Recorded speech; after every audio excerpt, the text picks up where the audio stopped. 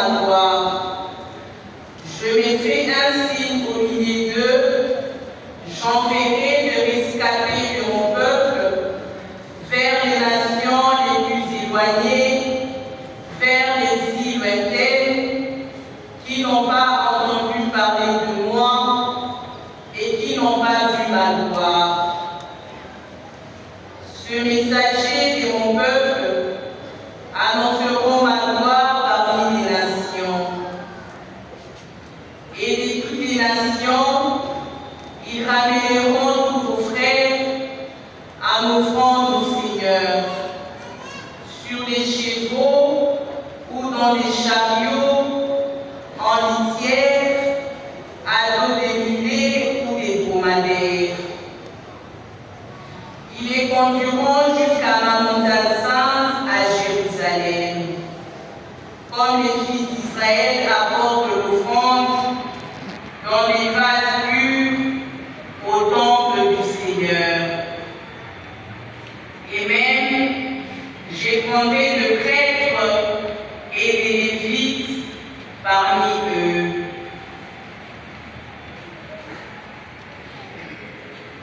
Parole du Seigneur.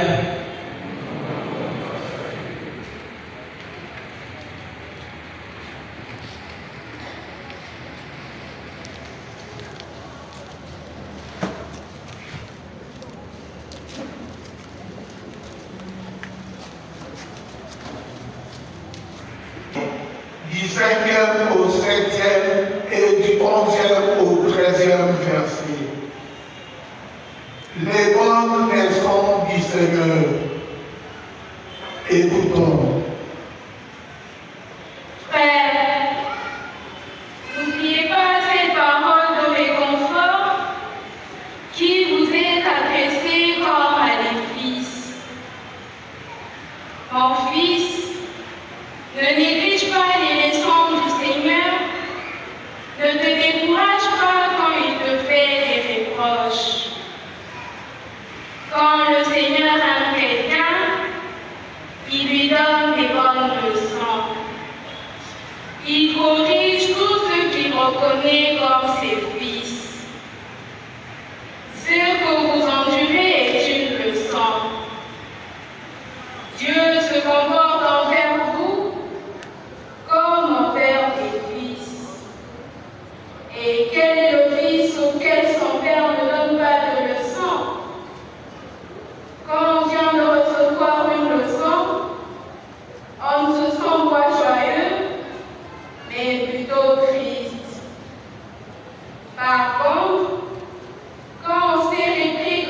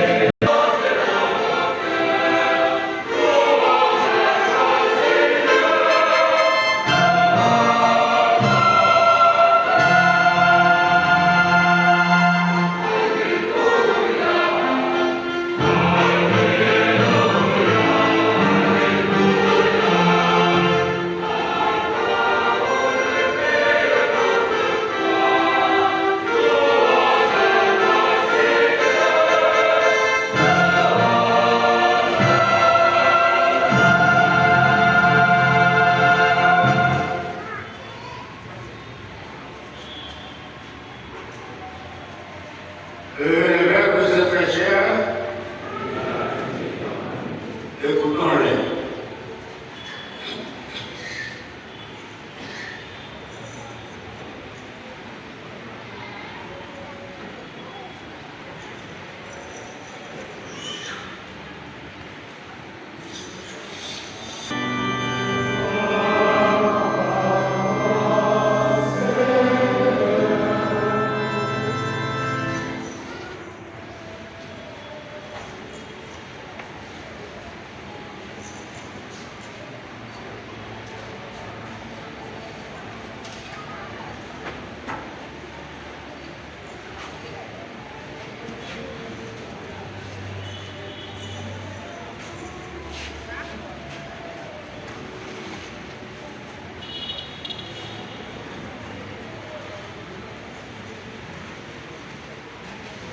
Veuillez vous asseoir. Nous lisons au chapitre 13, du 22e au 30e verset. Dans sa marche vers Jérusalem, Jésus passait par les villes et les villages enseignant. Quelqu'un lui demanda, « Seigneur, va-t-il que peu de gens être sauvés ?» Jésus leur dit, « Efforcez-vous d'entrer par la porte étroite, car je vous le déclare, beaucoup chercheront à entrer et ne le pourront pas. Car le maître de la maison se sera levé et aura fermé la porte. Si vous, qui dehors, vous mettez à frapper à la porte en disant « Seigneur, ouvre-moi », il vous répondra «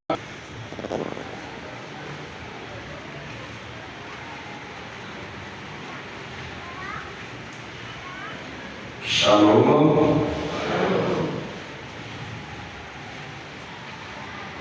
La finalité de la vie chrétienne,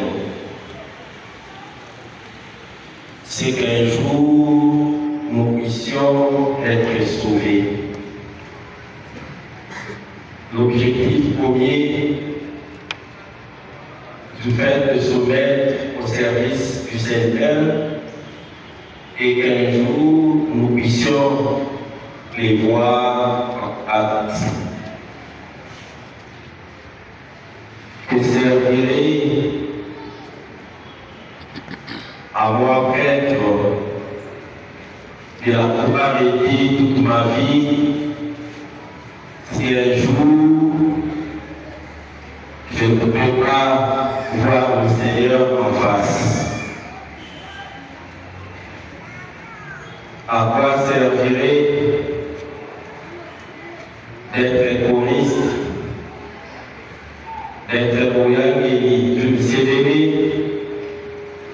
d'accepter toutes sortes de sacrifices si au terme de notre vie,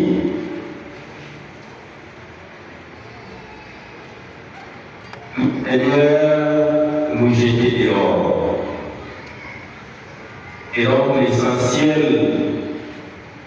ce qui est important pour nous, c'est qu'un jour, nous puissions entrer dans le royaume des cieux. Shalom. Et gagner la vie éternelle, ou cette question de la vie éternelle, et la préoccupation de l'homme notre question dans l'évangile, mais lui va dans le sens du nombre des gens qui seront sauvés. Posant la question à Jésus, il se soucie de savoir s'il n'y aura que peu de gens à être sauvés. Alors Jésus, pour nous montrer que la question du nombre de gens intersauvés n'est pas la plus importante, ne va pas dans ce sens-là. Parce que pour le Seigneur,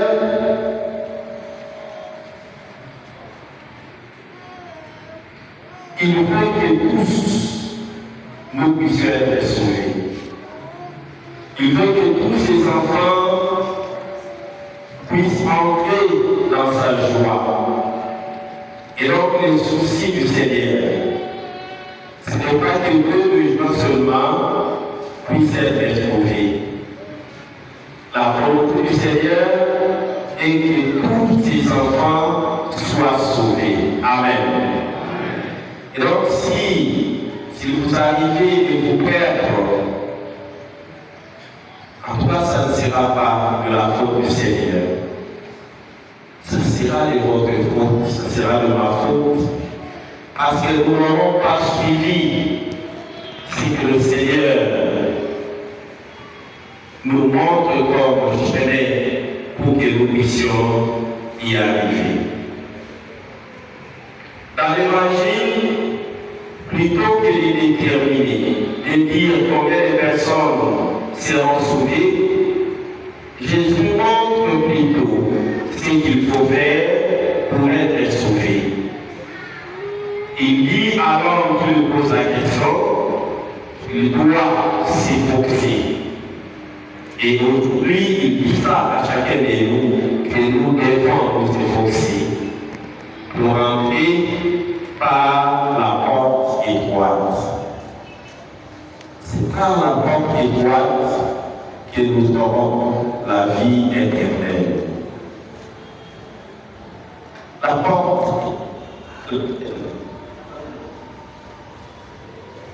étroite renvoie à quoi? Lorsque nous lisons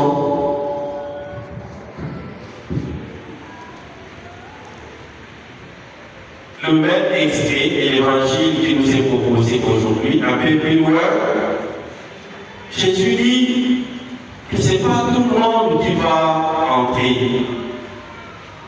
Il y en a qui se retrouveront rejetés. Mais pourquoi ils vont être rejetés? Le Seigneur leur dit, éloignez-vous de moi, vous qui faites le mal. Et donc, on comprend que ceux qui seront dedans, les seront parce qu'ils ont fait le bien. Et donc, la petite porte ici, c'est le fait de faire le bien. Shalom. C'est cela le critère. La petite porte, c'est la vie et justice. La petite porte, c'est le fait de vivre dans la droiture. Et donc, ça ne sera pas une question d'avoir porté la soutane, d'avoir simplement chanté, d'avoir simplement communié au corps et au sang du Christ, d'avoir fait partie de ceux qui ont écouté. Le Seigneur l'a dit. Certains seront là en train de dire, voilà, Seigneur, nous avons mangé en ta présence, nous avons bu en ta présence, tu as prêché dans nos églises, nous avons chanté, nous avons dansé pour toi. Il leur dira, éloignez-vous de moi, vous qui faites le mal. Et donc, moi aussi, je peux me retrouver parmi le rejeté. C'est d'abord une possibilité, parce que porter la soutane, être prêtre, ne suffit pas. Encore faut-il que je puisse pratiquer le bien. Et ça sera quand même étonnant que je me retrouve parmi les derniers, alors que j'aurais servi le Seigneur toute ma vie durant. Je me rappelle une fois, lors d'une conférence, un de nos professeurs de théologie taquinait ses amis, docteur en économie, docteur en communication, docteur en ceci ou en cela. Il leur disait, on peut comprendre que vous, qui êtes docteur en économie, en communication sociale, docteur en ceci ou cela, que vous puissiez vous retrouver avec vos doctorats à la faire. Il est moi, docteur en théologie, me retrouver en affaires, c'est quand même paradoxal. C'est quand même paradoxal. Mais ce n'est pas impossible. Jésus dit que le Seigneur va montrer sa gloire à toutes les nations, à tous les peuples. Et donc, ce ne sont pas seulement les Juifs qui seront sauvés, et les Juifs et les païens. Les païens, c'est-à-dire ceux qui ne sont pas des Juifs, c'est-à-dire les non-Juifs. Tout celui qui fait le bien, qu'il soit juif ou non, qu'il soit homme ou femme, qu'il soit prêtre ou laïque, qu'il soit adulte ou enfant, va éviter le royaume des cieux. Et donc le critère ici, c'est pratiquer le bien, c'est vivre dans la droiture. Dans la deuxième lecture, l'auteur sacré qui montre que Dieu est Père parce qu'il sait corriger ses fils, nous invite à vivre dans la droiture. D'ailleurs, il montre que si Dieu nous sanctionne, c'est justement pour nous ramener sur les droits chemins. Il est comme un père. Il n'existe pas de père qui ne puisse pas sanctionner, voyez, qui ne puisse pas sanctionner, corriger ses enfants.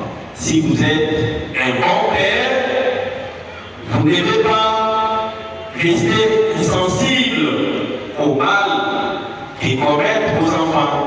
Vous devez le ramener sur les droits chemins.